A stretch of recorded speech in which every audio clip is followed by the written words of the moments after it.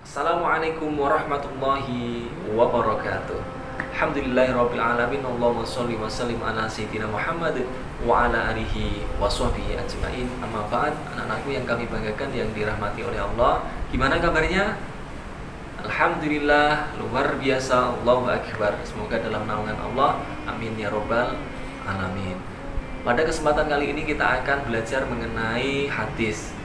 Hadis merupakan suatu dasar hukum yang kedua setelah Al-Quran. Hadis merupakan suatu penjelasan dari kalimat-kalimat yang berada di dalam Al-Quran yang sifatnya masih global.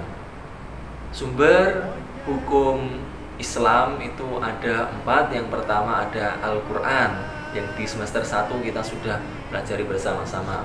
Yang kedua ada hadis yang kita akan pelajari hari ini. Yang ketiga ada ijma. Yang keempat ada qiyas. Kita juga nanti akan mempelajari tentang macam-macam, yaitu hadis. Ada hadis qauliyah, hadis fi'liyah, ada hadis takririyah. Mari kita awali pembelajaran kali ini dengan pembacaan basmalah. Bismillahirrahmanirrahim. Pengertian hadis. Hadis pada dasarnya berasal dari bahasa Arab, yaitu dari kata al-hadis yang artinya perkataan, percakapan atau berbicara.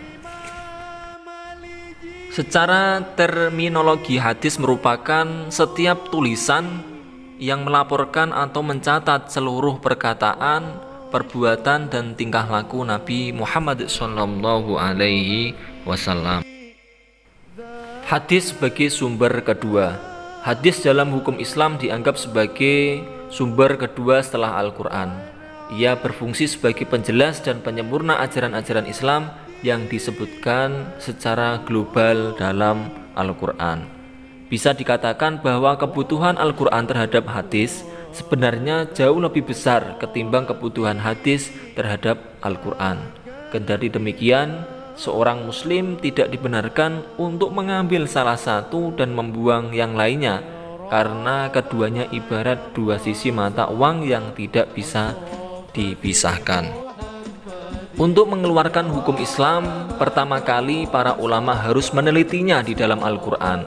Kemudian setelah itu baru mencari bandingan dan penjelasannya di dalam hadis-hadis Nabi, karena pada dasarnya tidak satupun ayat yang ada di dalam Al-Quran kecuali dijelaskan oleh hadis-hadis Nabi.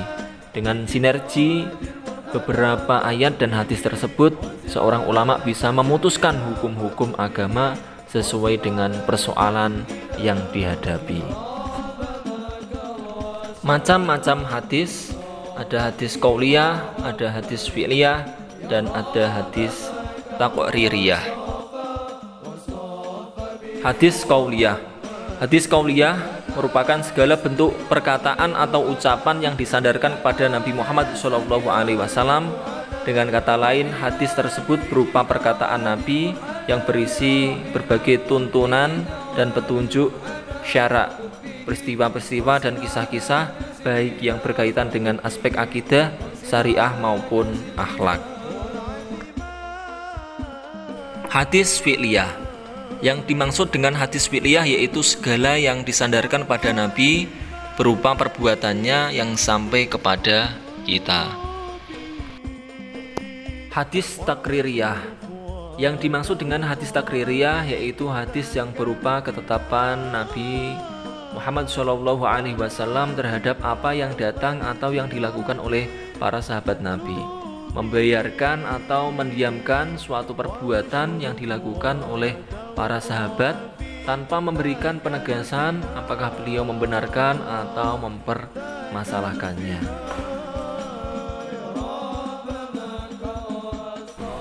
Demikianlah video pembelajaran pada pertemuan kali ini.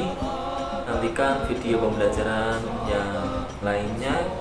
besok kita akan belajar mengenai contoh dari hadis qauliyah, hadis fi'liyah, dan hadis takririyah, dan beserta fungsi hadis itu sendiri terhadap Al-Quran. Terima kasih. Kita akhiri dengan pembacaan Alhamdulillah. Alhamdulillahirabbil alamin. Semoga ada guna dan manfaatnya untuk kita semuanya. Assalamualaikum warahmatullahi wabarakatuh.